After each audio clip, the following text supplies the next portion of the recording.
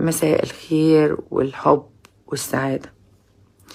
طالعه لكم من غير ميك اب علشان انا عايزة دايما ابقى معاكم في كل حالاتي ونبقى مع بعض عايشين مراحلنا سوا. الناس بيقولولي ساعات الواحد بيزعل قوي وقلبه بيوجعه قوي من ناس بيحبهم جدا جدا وبيعتبرهم كل حاجة في حياته، وساعات بيبقى الواحد متسامح قوي قوي قوي قوي لأقصى درجة.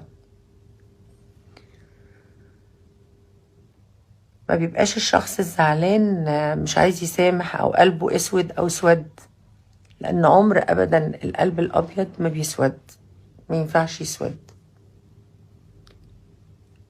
لكن ساعات لما الواحد بيحب قوي قوي وبيبقى صادق قوي قوي ومعطاء قوي قوي قوي، لما بيجي يزعل بياخد على خاطره قوي، لأنه بيلاقي إن هو يعني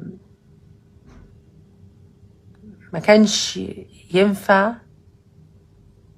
أو ما يستاهلش أو ما يستحقش الحاجة البايخة اللي بتحصل له، أو ما يستاهلش المعاملة السيئة اللي بتحصل له. عنوان البث بتاعي الزعل على قد المعزة وعلى قد الغلا. لما يبقى في حياتكم ناس طيبة بتحبوكم لوجه الله، مش عايزين منكم أي حاجة، ما بيطلبوش منكم أي حاجة غير الود، غير بيحبوكوا علشان الحب، بيحبوكوا بجد علشان مش عايزين حاجة منكوا غير صدق المشاعر، غير الحب، صداقة عشان الصداقة مش عشان حاجة تانية. مع ان لو انت محتاج حاجة مني وانت صاحبي او انتي صاحبتي اعملها بمنتهى الرضا، او انت قريبي او اختي او اخويا.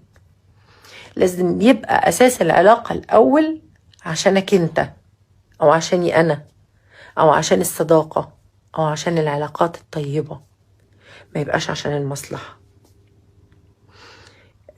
بيسألوني ساعات في حد بيبقى ما كانش كده، قلب ابيض، اول ما حد بيطبطب عليه بيصفى.